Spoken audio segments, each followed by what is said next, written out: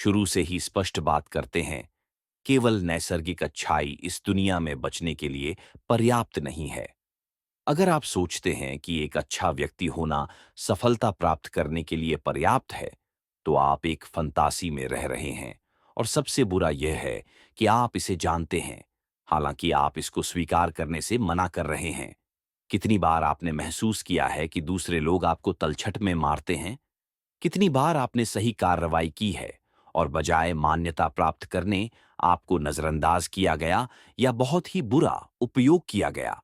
आपको सिखाया गया है कि अच्छा होना पर्याप्त है, कि ईमानदारी और नबूलगी मजूरी मिलती है।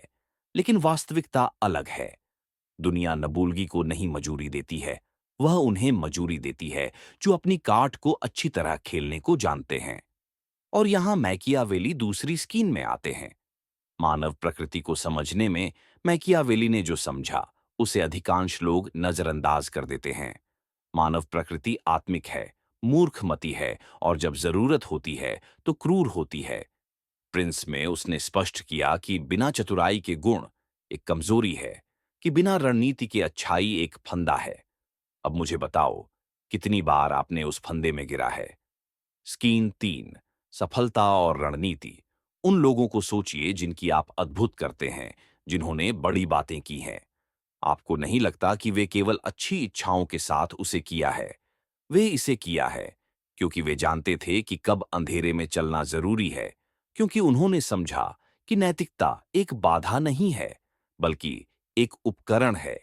जानना कि कब इसे दिखाना है और कब छिपाना है, एक खिलाड़ी और एक पैसा के बीच अंतर है। स्कीम 4, अच्छाई और सुरक्षा समस्या। यह नहीं है कि आप अच्छे हैं, समस्या यह है कि आप नहीं जानते कि कैसे अपनी सुरक्षा करें। आप सोचते हैं कि दूसरे लोग आपकी तरह ही खेलते हैं, लेकिन ऐसा नहीं है। दुनिया में शिकारी लोग हैं जो मित्र की तरह सजे हुए हैं, अवसरवादी जो बहुत दूर से मूर्ख लोगों को पहचान सकते हैं और आपको नजरअंदाज करते हैं कि आप पूर्ण लक्ष्य हैं। यहां मैकियावेली आपको एक विकल्प प्रस्तुत करते हैं। अच्छाई समझदार है, यह एक दुष्ट नहीं बनने की बात है, न अपने सिद्धांतों को छोड़ने की बात है। यह समझने की बात है कि अच्छाई को वास्तविकता के गहरे ज्ञान के साथ जोड़ा जाना चाहिए। स्कीन 5, प्रतिभा और शक्ति। मैकियावेली ने कहा कि यदि आप दोनों नहीं हो सकते हैं, तो डरा जाना बहुत बड़ा है। और बताइए, आपने क्या चुना है? निश्चित रूप से आपने प्रेम को चुना है, स्वीकृति को चुना है, निर्बल के रूप में दिखाई देने को चुना है। लेकिन बताइए, आपने इससे क्या जीता है? न शान न शक्ति। जो आपने जीता है वह यह है कि दूसरे जानते हैं कि वे आपका उपयोग कर सकते हैं, बिना किसी परिणाम के। क्योंकि बिना शक्ति के अच्छाई नहीं प्रेरणा प्रेरणा करती है, बल्कि दया करती है। स्कीन 6, प्रतिमा और रणनीति। समझ गए, मैं आपको अच्छा नहीं होने की बात नहीं कर रहा हूं। मैं आपको बता रहा हूं कि समझदार बने बिना मूर्ख। समझें कि दुनिया न्याय को नहीं मजूरी देती, वह चतुराई को मजूरी देती है। वास्तविक गुण नहीं है, यह है कि नैतिकता को नैतिकता के साथ संतुलित करने की क्षमता। मैकियावेली ने सिखाया कि प्रतिमा सब कुछ है, नहीं यह है कि आप कौन हैं, बल्कि दूसरे लोग आपको कैसा मानते हैं। अगर आप कमजोर की तरह लगते हैं, तो आपको कमजोर के रूप में उपयोग करेंगे। अगर आप मजबूत की तरह लगते हैं, तो आपको सम्मान के साथ उपयोग करेंगे। स्कीन 7, सूचना और शांति। सोचिए, कितनी बार आपने अन्यों के द्वारा अपमान करने की अनुमति दी है, क्योंकि उनकी मंजूरी को खोने की डर।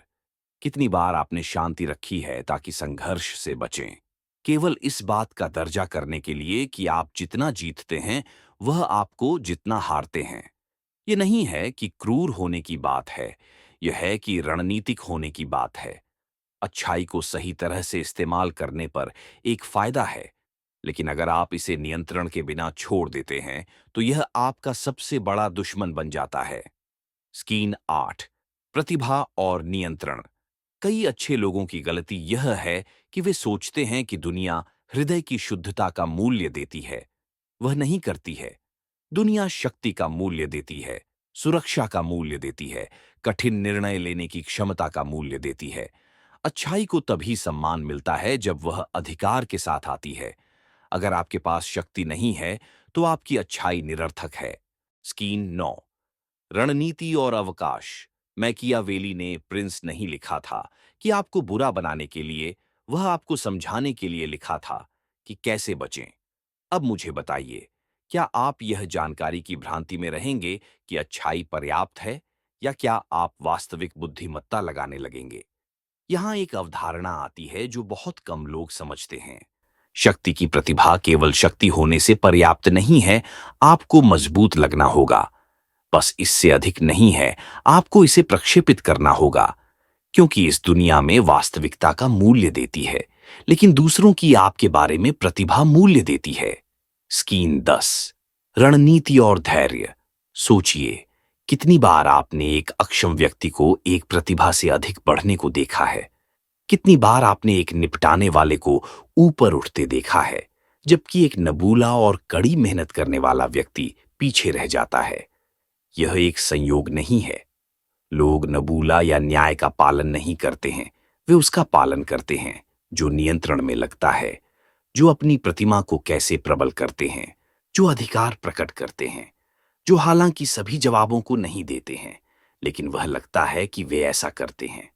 और यहां कई लोग गलती करते हैं। वे सोचते हैं कि सत्य अकेले पर्याप्त है, कि सत्य अपनी बात कहेगी, लेकिन दुनिया ऐसा नहीं काम करती है। दुनिया नहीं मजूरी देती है जो सही है, वह उसे मजूरी देती है जो अपनी कहानी को कैसे बेचती है। स्कीन 11। रणनीति और दूरी। माइकियावेली ने पूरी तरह से समझा, यह केवल आपके बारे में नहीं है, बल्कि दूसरों के विचार में आप कौन हैं। प्रतिभा सब कुछ है। एक असुरक्षित नेता नहीं प्रेरणा देता है, यहां तक कि अगर वह बहुत तैयार है। एक कर्मचारी को कभी नहीं प्रोत्साहित किया जाता है यदि वह नहीं जानता कि कैसे अपनी पहचान करे, यहां तक कि अगर वह सबसे अच्छा है। एक व्यक्ति या महिला को कभी नहीं चाहिए जब वह नहीं दिखाता कि वह कितना मूल्य है, यहां तक कि अगर वह बहुत कुछ प्रस्तुत करता है।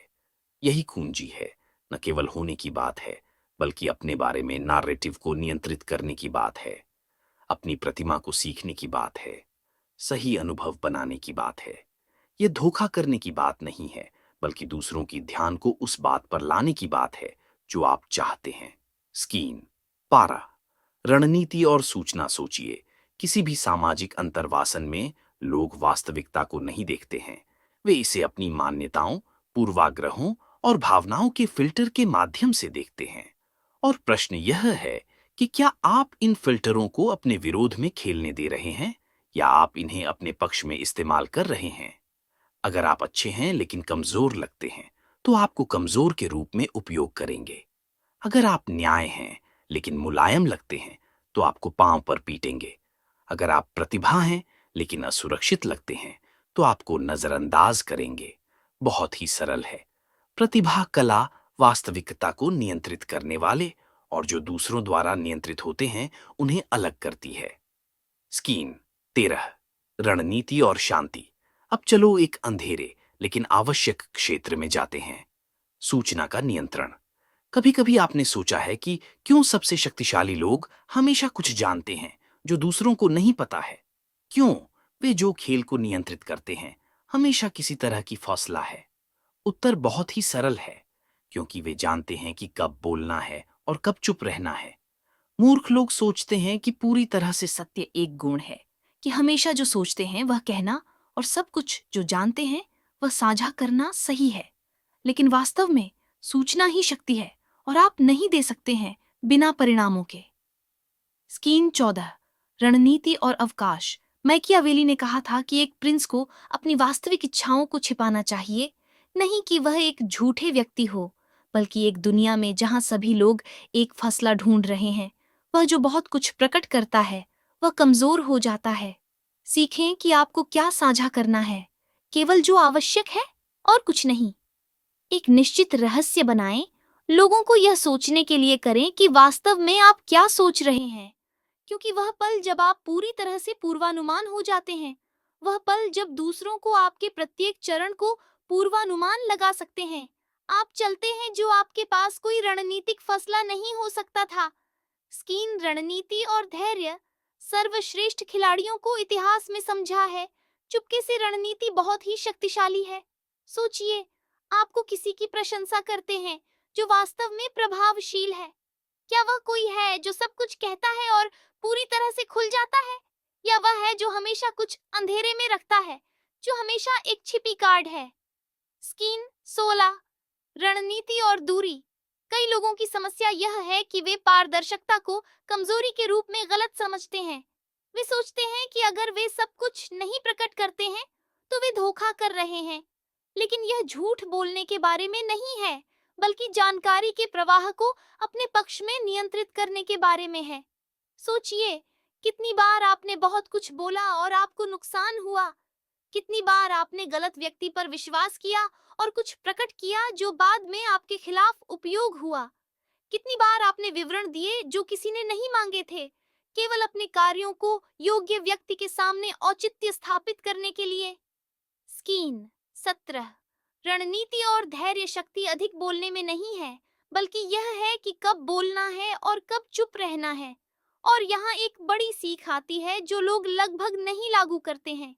वह जो कम बोलता है, जो कम समझाता है, वह अधिक नियंत्रण वाला है। क्योंकि चुप्पी अनिश्चयता बनाती है, अनिश्चयता जिज्ञासा बनाती है, और जिज्ञासा शक्ति देती है। अगर आप हमेशा अपनी बात कहते हैं बिना फिल्टर के, तो लोग आपकी रुचि हारेंगे। अगर आप हमेशा अपने कार्यों को औचित्य स्थापित करते हैं, तो लोग यह मान लेंगे कि आपको अपने कार्यों को औचित्य स्थापित करने की आवश्यकता है। लेकिन जब आप केवल जब बोलते हैं जब आवश्यक है, जब आप अपने शब्दों का ध्यान देते हैं, जब आप व्याख्या के लिए स्थान छोड़ते हैं, तो लोग वास्तव में आपको ध्यान देना शुरू करेंगे। स्कीन 18। रणनीति और अवकाश। और यहां एक और मूलभूत अवधारणा आती है, अपरिचितता कला। लोगों को आसानी से मानोपायन करना संभव है अगर आप हमेशा एक ही तरह से कार्रवाई करते हैं। अगर आप अपनी प्रतिक्रियाओं, भावनाओं और निर्णयों में पूर्वानुमान होते हैं, तो दूसरों को आपके पूर्वानुमान लगा सकते हैं, वे आपका उपयोग कर सकते हैं। लेकिन जब आप अपरिचित होते हैं, जब लोग नहीं जानते कि आपका अगला कदम क्या होगा, तो आप खतरनाक हो जाते हैं। और जब आप खतरनाक होते हैं, तो आपको सम्मान मिलता है। मैकियावेली ने बहुत ही अच्छी तरह से समझा, एक नेता जो एक खुला किताब जैसा पढ़ा जा सकता है, वह एक कमजोर नेता है। लेकिन एक नेता जो कुछ रहस्य बनाए रखता है, जो जब भी आवश्यक होता है तब बदलता है, जो दूसरों को नहीं देता, वह नेता है जो सत्ता में रहता है। स्कीन 9 से 19। रणनीति और धैर्य।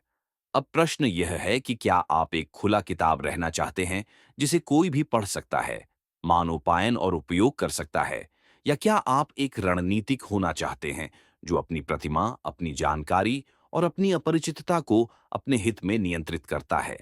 क्योंकि बिना रणनीति के अच्छाई केवल एक निमंत्रण है जो अपनाने के लिए है।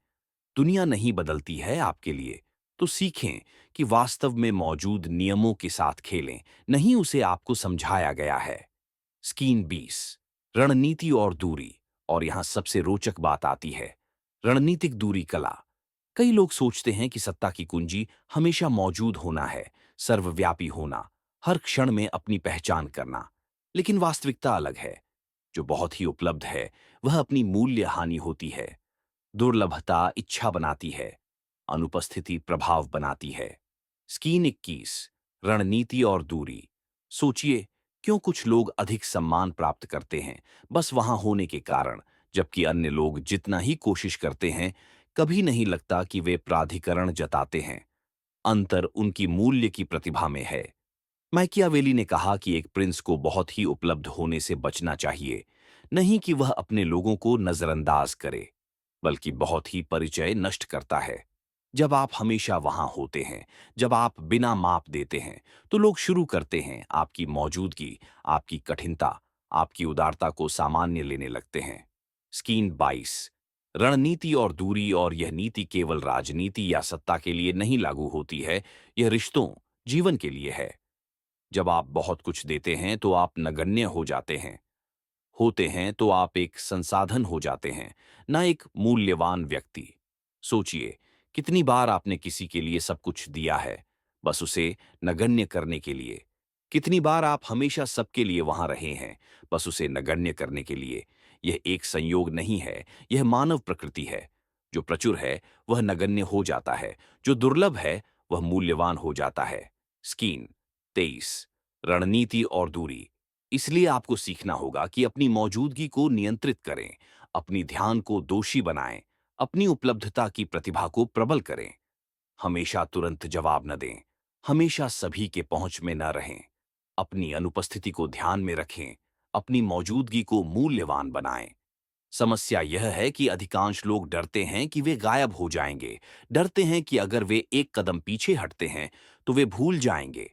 लेकिन यहां बहुत ही कठोर सत्य है। अगर आपकी एकमात्र तरह से याद होने की जरूरत है कि हमेशा मौजूद होना है, तो आप कभी वास्तव में मूल्यवान नहीं थे। स्कीन 24। रणनीति और दूरी। जो वास्तव में प्रभाव डालते हैं वे नहीं हैं जो सबसे अधिक शोर मचाते हैं, बल्कि जो जानते हैं कि कैसे शांति का उपयोग करें, जो जानते हैं कि कब हटना है और कब फिर से दिखाई देना है। किसी भी महान व्यक्ति को देखिए, वास्तव में खिलाड़ियों को नहीं मिलता है।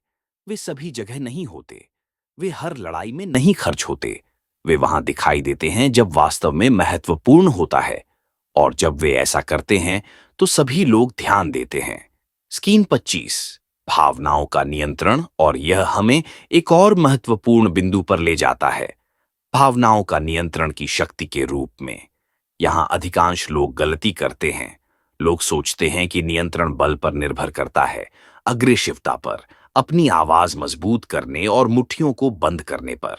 लेकिन वास्तव में जो मैकियावेली ने सबसे अच्छी तरह से समझा वह है कि भावनाओं का पूर्ण नियंत्रण है।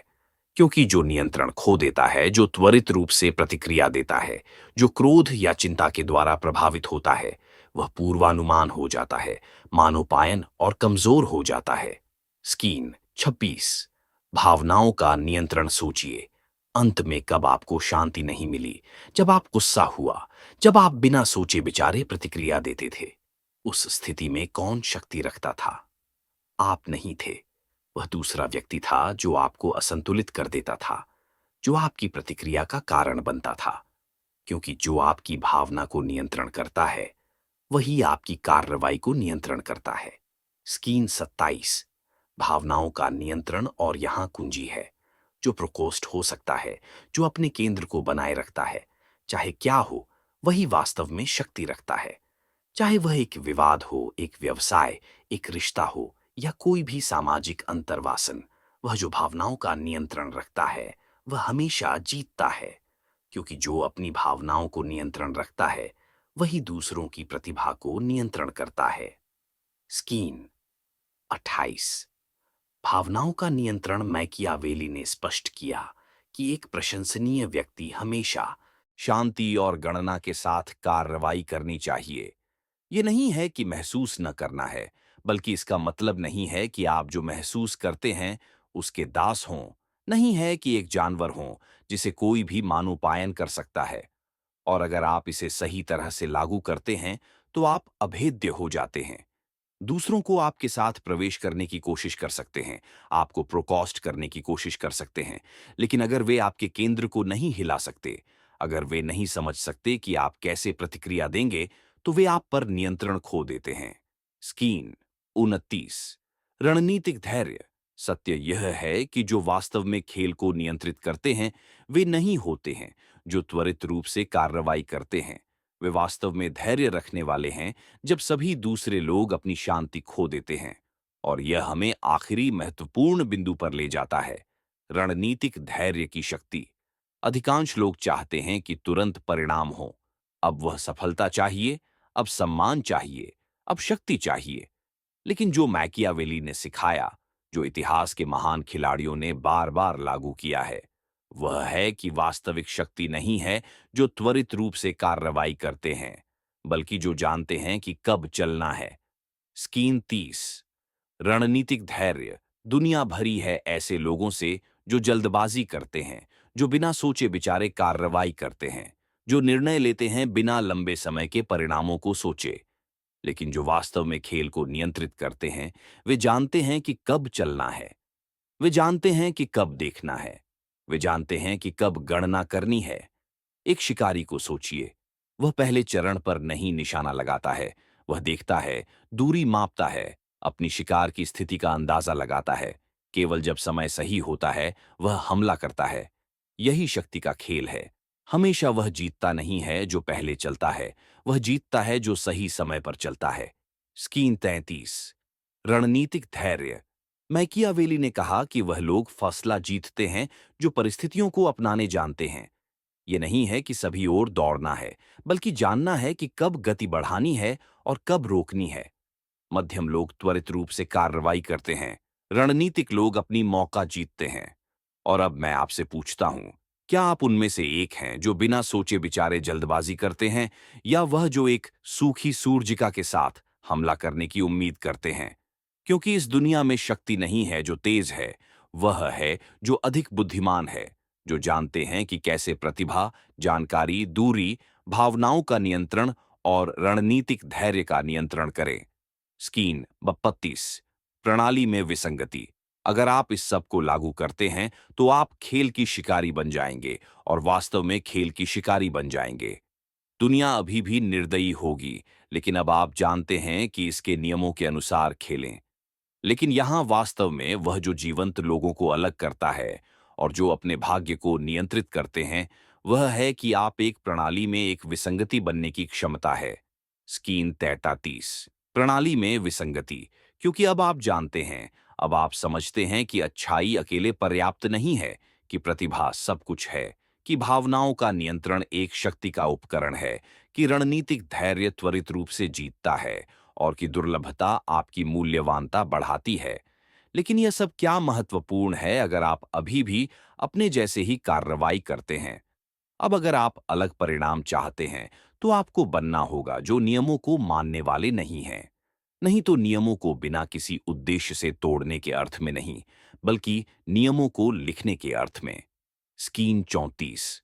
प्रणाली में विसंगति। अधिकांश लोगों की समस्या यह है कि वे उन सीमाओं के भीतर सोचते हैं जो उन्हें दी गई है। वे एक ही पैटर्न का पालन करते हैं। वे उस तरह की प्रतिक्रिया करते हैं जैसी उम्मीद है। वे उस चीज के भीतर चलते हैं जो स्वीकार्य या उम्मीद है। लेकिन जो वास्तव में अपना नाम छोड़ते हैं, जो खेल को अपने पक्ष में बदलते हैं, वे हैं जो हमेशा अपरिचित होने की तैयारी में हैं, नई नियमों के साथ खेलें जो कोई नहीं उम्मीद करता है। स्कीन 35। प्रणाली में विसंगति। और यहां एक बड़ी रहस्य है। दुनिया डिजाइन की गई है ताकि वह जो अपनी जगह पर रहते हैं उन्हें खाना हो। अगर आप बहुत ही जैसे ही करते हैं जैसे अधिकांश लोग करते हैं, तो आपको वही परिणाम मिलेंगे जो अधिकांश लोगों को मिलते हैं। और यह अर्थ है औसततामा। यह अर्थ है कि आप एक और नाम होंगे जो भूल जाएंगे। इस अनंत समय की धारा में जीतने का एकमात्र तरीका है जो आपको अलग होने की जरूरत है, जो कार्रवाई करते हैं जो दूसरों की उम्मीद नहीं है, जो हमेशा एक छिपी कार्ड है, जो कभी पूरी तरह से समझा नहीं जा सकता है या पूर्वानुमान लगा सकता है। स्कीन 33। प्रणाली में विसंगति जो होते हैं, जब वे बोलते हैं तो लोग सुनते हैं, क्योंकि उनकी बात बहुत महंगी नहीं होती है। जब आप यह सीखते हैं तो आपके अंदर कुछ बदलता है। आप यह समझते हैं कि आप कभी नहीं कमजोर थे, बस आप नहीं जानते थे कि कैसे अपनी मूल्यवानता को प्रकट करें। लेकिन अब आप जानते हैं, और जानना खतरनाक है, क्योंकि जब आप इसे लागू करते हैं तो वापस नहीं लौटा जा सकता।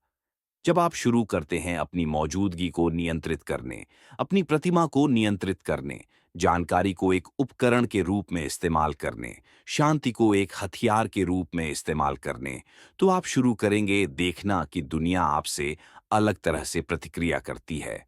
स्कीन 37। प्रणाली में विसंगति। जो लोग आपको नजरअंदाज करते थे, वे शुरू करेंगे आपको ध्यान देना। जो लोग आपको नीचा देखते थे, वे शुरू करेंगे सोचना कि आपके जीवन में क्या बदल गया है। जो लोग आपको नियंत्रित करते थे, वे शुरू करेंगे डरना आपके खिलाफ एक चरण लेने के लिए। क्योंकि अब आप वही नहीं हैं। अब आप एक व्यक्ति हैं जो जानता है कि खेल कैसे खेला जाता है। स्कीन 38। अंतिम निर्णय। और यहां आता है सबसे महत्वपूर्ण निर्णय। क्या आप इसे लागू करेंगे या क्या आप वापस अज्ञानता में जाएंगे? क्योंकि जो लोग समृद्ध होते हैं और जो लोग पीछे रह जाते हैं, को अलग करने वाला नहीं है ज्ञान, बल्कि कार्रवाई है। आप इस जानकारी को अपने मस्तिष्क में रख सकते हैं, जैसे एक दिलचस्प लेकिन हानिकारक विचार, या आप शुरू कर सकते हैं इसे लागू करने। विकल्प आपके हाथ में है, लेकिन मैं आपको सतर्क करता हूं। अगर आप वापस जाते हैं, अगर आप अब भी अपनी पुरानी कार्रवाई करते हैं, तो आप इसे जानते हैं कि आप चुन रहे हैं कि अपने आप को अदृश्य बनाएं, कि आप चुन रहे हैं कि अपने आप को नजरअंदाज करें। स्कीन 43। कार्रवाई या तो आप अब बदलना शुरू कर सकते हैं। छोटी कदम, छोटी प्रयोग। अपने अंतर्वासन में कुछ रहस्य लाएं। अपनी बात करने की तलाश को नियंत्रित करें। शांति से जवाब दें बजाय भावनात्मक प्रतिक्रिया। सही समय पर पीछे हटें। शांति में देखें बजाय बिना रणनीति के त्वरित जानें। छोटी कार्रवाइयां जो समय के साथ दूसरों की आपके बारे में प्रतिभा को बदलेंगी। छोटी कार्रवाइयां जो आपको अपने नजरों में बदलेंगी जब आप नहीं सोचते हैं। स्कीन 40। अंतिम चुनौती। क्योंकि दुनिया याद नहीं करती है जो बस अस्तित्व है, याद करती है जो जानते थे कि कैसे खेल खेला जाता है। और अब मुझे बताइए, क्या आप खेलने के लिए तैयार हैं? अगर आप यहां तक पहुंच गए हैं तो मैं जानना चाहता हूं कि कौन सच में संदेश को समझा।